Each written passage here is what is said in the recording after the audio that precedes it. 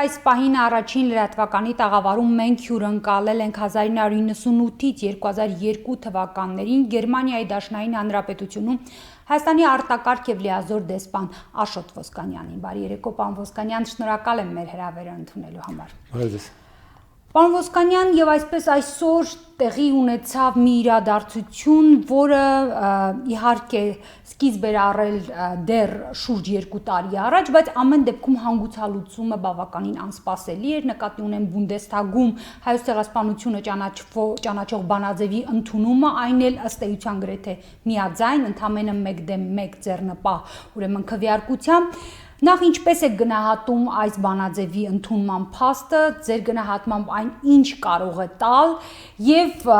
ինչու դա տեղի ունեցավ հիմա։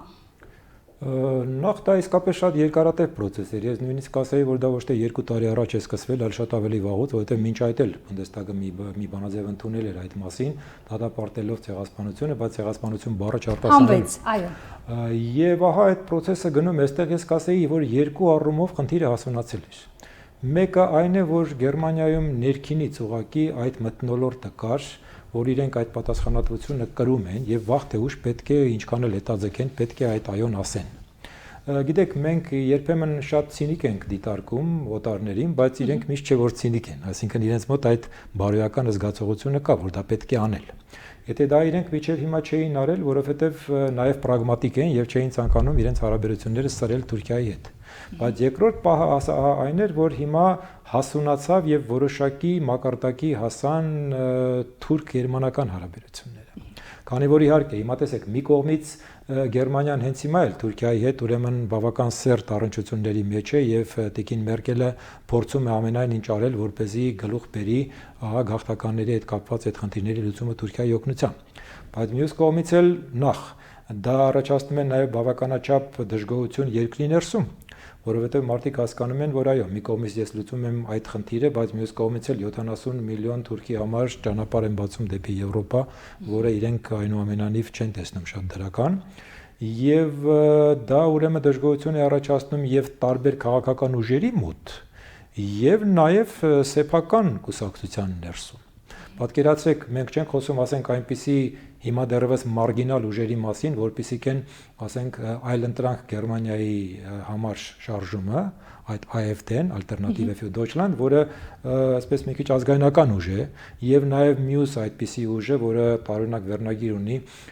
հայրենասեր եվրոպացիները ընդդեմ արևմուտքի իսլամացման, այդպիսի ուժ էլ կա, բայց խոսքը լուրջ ուժերի մասին է։ Այդ լուրջ ուժերը ուրեմն եւ սոցիալ-դեմոկրատները եւ քրիստոնյա դեմոկրատները բավականաչափ անհանգստացած են, որ ժողովրդական լայն խավերը այնքան էլ ողջավորված չեն այդ քաղաքականությամբ եւ մասնավորապես տեսեք ինչ է տեղի ունենում, որ Բավարիայի Բայերնի իրենց լեզվով Բավարիայի այդ քույր կուսակցությունը, քրիստոնեական սոցիալական միությունը, որը մշտապես միշտ եղել է քրիստոնյա դեմոկրատների հետ, հիմա հայտարարում է, թե առանձին եմ գնալ ընտրությունների, որովհետև չեմ ընդունում քո այդ քաղաքականությունը։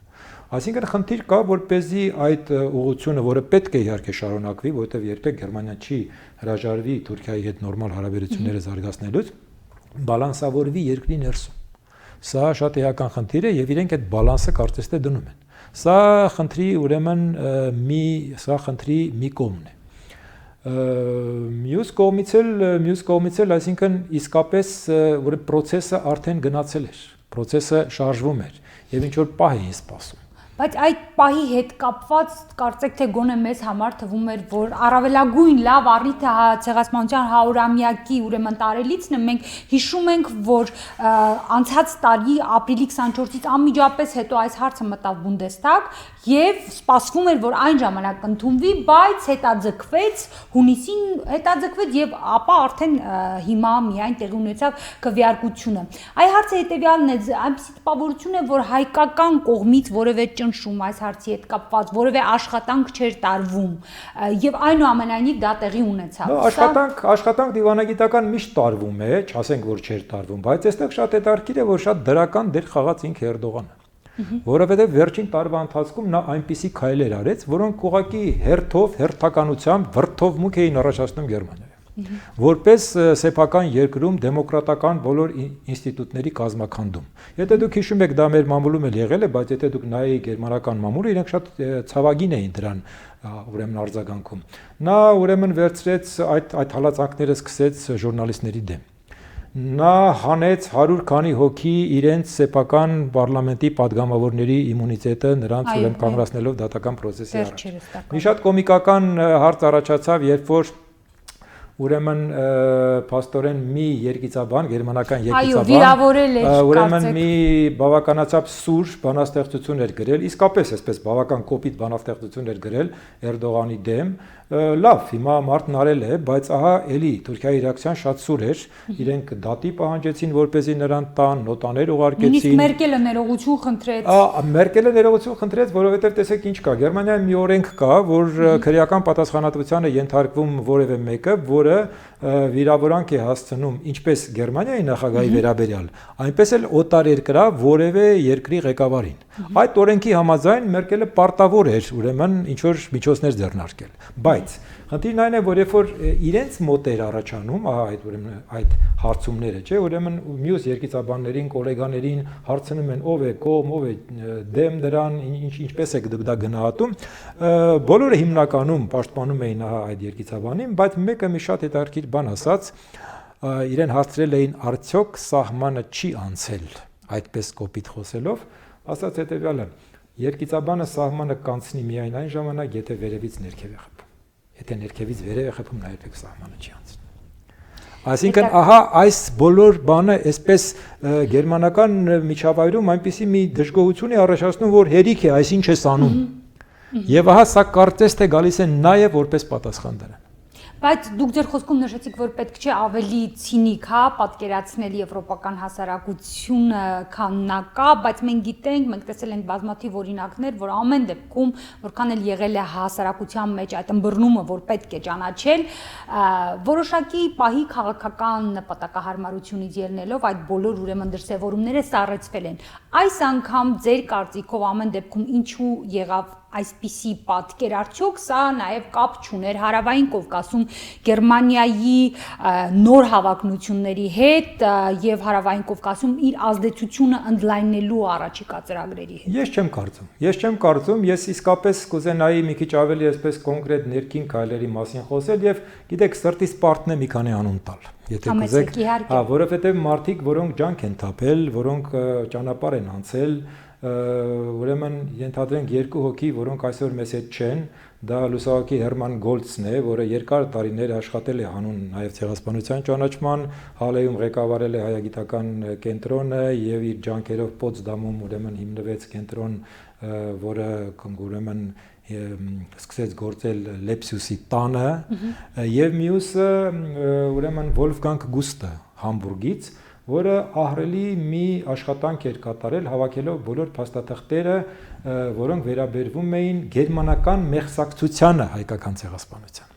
Ինչու եմ ես հենց Գուստի անունը շեշտում, որովհետև տեսեք մի շատ հետաքրքիր հանդիպում ես ունեցա տարիներ առաջ իր հետ Բոնում, մեր դեսպանությունում, երբ որ ես իրեն ասի, պարոն Գուստասի, բայց եկեք մտածենք պրագմատիկ տեսակետից, եթե մենք ուզում ենք, որպեսզի գերմանական իշխանությունները իսկապես ճանաչեն հայոց ցեղասպանությունը, արդյոք ինչ է կարծում, իմաստուն է այդքան շեշտել հենց գերմանական մեղսակցությունը։ Կարող է դա վնասել գործին։ Նրա պատասխանը ապշեցուցիչ էր։ Նա ասեց, գիտեք ինչ, պարոն դեսպան, դուք քաղաքական մարդ եք, դուք պիտի որոշեք, թե ինչն է ձեզ համար պրակտիկ տեսակետից օգտակար, ինչը չէ։ Ես գիտնական եմ։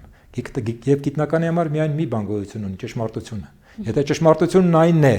որ այդ բանը տեղի է ունեցել, ես պարտավոր եմ այդ ճշմարտությունը արձանագրել։ Այդպիսի մարդիկ կան։ Եվ մի անուն նույնպես, որը ես կուզեի տալ, դա իսկապես Գերմանիայի նախագահն է։ Որովհետև տեսեք, երբ որ մի տարի առաջ այդ process-ները գնացին, Գերմանիայի նախագահը գրավեց մի փոքր ավելի բարբեր դիրք բոլոր կուսակցություններից։ Նա շատ ավելի կոշտ ձևով պահանջում էր, որպեսզի ցեղասպանությունը կոչվի ցեղասպանություն։ Եվ նա ելույթը այդ ոգեկոչման արարողությանը տաճարում ելույթը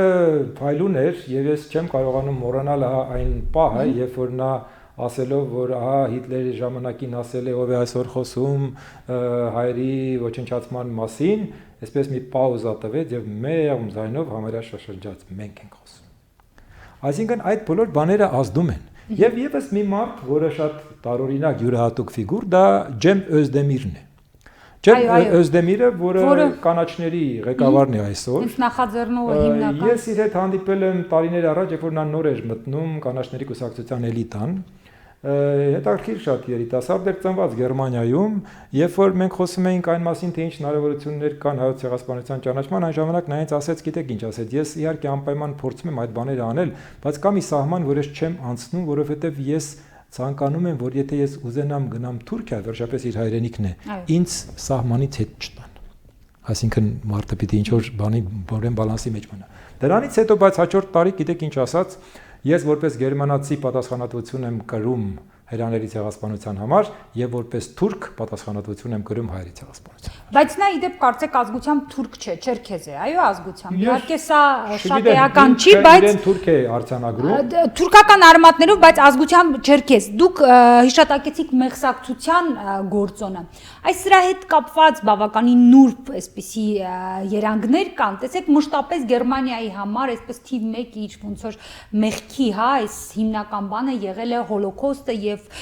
մշտապես հրեական ուրեմն համայնքի կողմից նշվել է, որ հոլոկոստը եւ հայոց ցեղասպանության մասին քիչ է խոսվել եւ սա ընդունելով այս բանաձևը նաեւ ընդունելով ըստ էության ասվում է, որ միայն հրեաները չեն, հրեաներից առաջ դեռ եղել են նաեւ հայերը։ Այս համատեքստում, այս նուրբ մեղսակցության հետ կապված համատեքստում ձեր կարծիքով արդյոք նաեւ Գերմանիայի հասարակությանը պետք չէր կատարել այդ սրբագրումը։ Տեսեք, նախ եւ առաջ այդ երկու երևույթները, հայկական ցեղասպանությունը եւ հրեական հոլոկոստը, միանգամից անկեղծ ասեմ, գերմանական հասարակության համար բացարձակ անհամեմատելի բաներ են։ Որովհետեւ հոլոկոստի հանգամանքը գերմանական հասարակության մեջ մի ահռելի տեղ եւ ահռելի դեր ունի, նրանց այսպես մեղքի գիտակցումը եւ այլն այնպիսին են, որ դա որևէ բանի հետ համեմատելի չի, ավելին այնտեղ մթնոլորտ է ստեղծված, որ որևէ բանի հետ համեմատելու իրավունք էլ չունես, միանգամից կասեն, որ դու նսեմացնում ես, ուրեմն այդ հանգամանքը, եւ իրենք իհարկե հակված չեն այդ համեմատությունը անել։ Չէ, բայց մինչ այդ չեն ճանաչել, որպեսզի հակված լինեն։ Հիմա այս քայլով տեսեք, այստեղ մեծ տարբերություն կա, չէ՞ որ, այսինքն իրենք հրեաների դեպքում իրենք հանցագործ են, իրենք մեղսագործ են։ Այստեղ իրենք մեղսագործ չեն, որովհետև իրենք ցեղասպանություն չեն իրականացնել։ Իրենք ֆիքսում են իրենց մեղքը նրանում, որ չեն խանգարել։ Չխանգարելը իհարկե լավ բան չի, բայց չխանգարելը անել չի։ Միանշանակ, բայց նաև այն հարթությունում, որ իրենք չեն միակ ցեղասպան ըստ էության, հա, ուրեմն ցեղասպանություն իրականացրած երկիրը եւ դրանից առաջ ոչ վաղ անցյալում եղել են հայերը։ Նաև այս առումով ուշագրավ սրբագրում է, ինձ թվում է կատարվում նաև հանրային գիտակցության մեջ, բայց ես պիտի խնդրեմ ձեզ անդրադառնանք այս բանաձևի հաջորդելիք սպասվելիք հնարավոր զարգացումների։ Մենք տեսանք, որ Թուրքիան բավականին այսպես կոշտ եւ անմիջապես արձագանքեց, դեսպանին են հետ կանչել,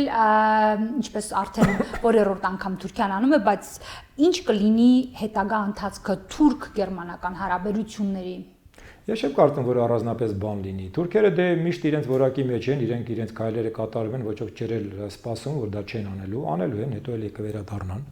Մեծ խնդրեմ այստեղ չեմ կարծում, որ առաջանա։ Այն ինչ որ գերմանացի կուզեին որ լիներ, իհարկե չի լինի, որովհետև առաջիկայում դա տեխնիկապես հնարավոր չի, որովհետև ես կարծում եմ, որ գերմանացիների անկեղծ նպատակը եւ ցանկությունը կլիներ, որն իրենց համար քաղաքական առումով էլ շատ ցանկալի կլիներ, դա ի վերջո հայ-թուրքական որոշակի ուրեմն համաձայնությունն էր։ Դրա մասին նաեւ Անգելա Մերկելը այսօր։ Այո, եւ պատահական չի, որ այդ տեքստում էլ կա Ցյուրիխի նորից ուրեմն պայմանավորվածությունների մասին եւ այլն եւ այլն։ Եվ ես կարծում եմ, որ շատ գեղեցիկ բանաձև էր, որը եւ այնտեղ կա եւ ասվեց այսօր պարլամենտի ուրեմն Բունդեստագի խոսնակը, որ մենք իհարկե վստահ ենք, որ այսօրվա թուրքական կառավարությունը պատասխանատվություն չի կրում 15 թվականի ցեղասպանության համար, սակայն նա պատասխանատու է այն բանի համար, թե ինչ կդառնա դա ապագայում։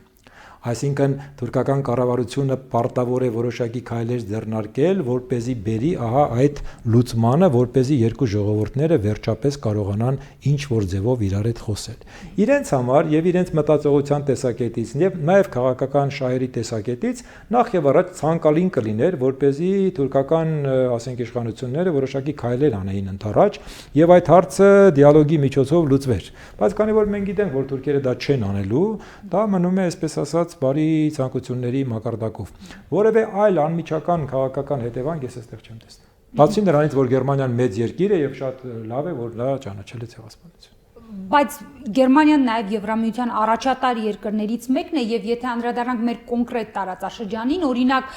Վրաստանին, Ադրբեջանին եւ Հայաստանին, մենք տեսնում ենք, որ Գերմանիան այստեղ լուրջ ազդեցություն կարծեք թե չունի։ Վրաստանը, որը նախկինում Գերմանիայի Շևարդնաձեի միջոցով է կապերը կար եւ ազդակիր էր, հա, այսպես երկիր համարվում, Սահակաշվիլուց հետո արդեն ավելի շատ այսպես ամերիկյան ազդեցության գոտի է դիտվում, Ադրբեջանը առավելապես Մեծ Բրիտանիայի, մենք էլ կարծեք թե առավել սերտ հարաբերություններ ունենք Ֆրանսիայի հետ արևմտյան տիրույթում։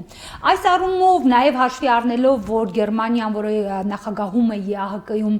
եւ մի քանի անգամ բարձրաձայնել է նաեւ Ղարաբաղյան հիմնախնդրի կարգավորման գործում ավելի գործուն դերակատարություն ունենալու մասին։ Ինչ է կարծում առաջիկայում հնարավոր են նոր զարգացումներ, որովհետև մենք գիտենք, որ տևական ժամանակ Թուրքիան եւ Ադրբեջանը փորձում էին հասնել նրան, որպեսզի Մինսկի խմբի ձևաչափը փոխվի եւ Գերմանիան եւս ներգրավի դրանում։ Այդ մասին դեռ անցած տարի հունվարին եղան հայտարարություններ Բերլինում Իլհամ Ալիևի եւ Մերկելի կողմից եւ նաեւ այս վերջերս եւ նաեւ ինչպես գիտենք հունիսի 7-ին Իլհամ Ալիևը փաստորեն գնում է Գերմանիա։ Անկեղծ ասած իմ պատկերացմամբ գերմանացիք այսօր այնքան դարդուցավ ունեն,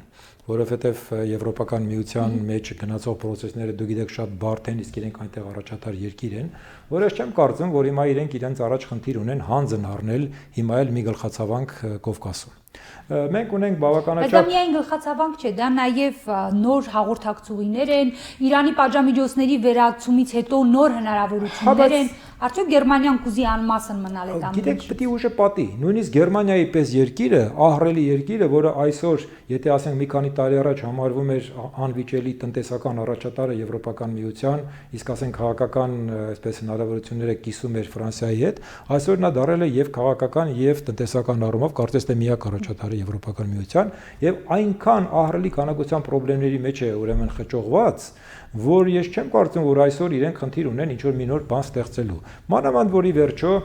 մենք այսպես դիտարկում ենք, ասենք, այդ համանախագահողների ձևաչափը, մի ձևաչափ, որտեղ ներկա են Ռուսաստանը, Միացյալ Նահանգները եւ չնայած ֆորմալ դա ֆիքսված չի, բայց Եվրամիությունը իդեմս Ֆրանսիայի։ Դե հիմա ինչ է եղել, այսինքն գերմանացիք այս պահին ինչ են որոնում Հարավային Կովկասում։ Ես չեմ կարծում, որ իրանք ինչ որ մի բան որոնում են։ Ավանդական, հա, կապերը կան, Վրաստանի հետ կապերը ոչ միայն Շևարդնաձեից են սկսած, դեռևս 18 թվականին Բաթումում գերմանացիները էին նստած, ավանդաբար իրենք կապված են, բայց այս պահին ես չեմ կարծում, որ իրենք պատրաստ են իրենց ռեսուրսները ջլատել, մասնատել եւ ինչ որ գալ մտնել մի նոր տարածք եւ ինչ որ խնդիրներ լուծել։ Այնպես որ դա չեմ կարծում, որ կապված է սրա հետ, ավելի շուտ բարոյական պատասխանատվությունը մի կողմից եւ Թուրքիայի հետ իրենց հարաբերությունները մյուս կողմից։ Շնորհակալություն եւ մի վերջին հարց, պարոն դեսպան, սա միջազգային ճանաչման առումով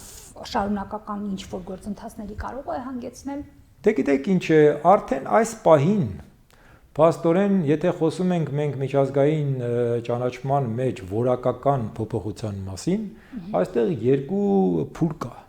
Մեկը Ամերիկայի ճանաչումն կլիներ, եթե լիներ, եւ մեկը բուն Թուրքիայի ճանաչումը։ Մյուսների համար արդեն էլ այստեղ էական չէ։ Իդեպ այստեղ մի կոմիկական պահ կա, որը ես ուզում եմ շեշտել։ Տեսեք, ամեն տարի հայերը շատ տխրում են, որ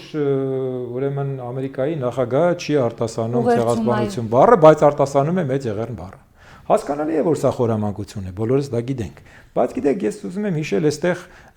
Հրանտ Մաթևոսյանի մի շատ հետաքրքիր խոսք, որ ժամանակին նա ցեղասպանության վերաբերյալ մի ելույթում ասաց, նա ասաց, որ քանի վիճակն այնպիսին է, որ երբ որ մեկնումեկին ուզում ես բացատրել, թե ինչ բան է հայոց եղեռնը, պիտի ստիպված լինես ասել, դե դա շոուայի պես մի բան է, Քանի որ դու ուզում ես բացատրես, ասենք ինչ բան է դերձորը, ստիպված ես ասել, դե դա Աուշվիցի պես մի բան է, ուրեմն հայոց ցեղասպանությունը ճանաչված չէ, որտեղ ճանաչումը երկու կողմ ունի։ Մի կողմից դա այն է, որ դու ասես, սա ցեղասպանություն է, մյուս կողմից էլ անունը տաս։ Եվ որ այդ անունը անշփոթելի լինի։ Ահա Օբամայի ջանքերով մեծ Եղեռն անունը դարել է աշխարհում անշփոթելի, որը վատ չի։ Եվ նաև այսօրվա բանաձևով այդ ուղղությամբ կարծում եմ կարևոր քայլ արվեց։ Շնորհակալություն, պարոն Ոսկանյան։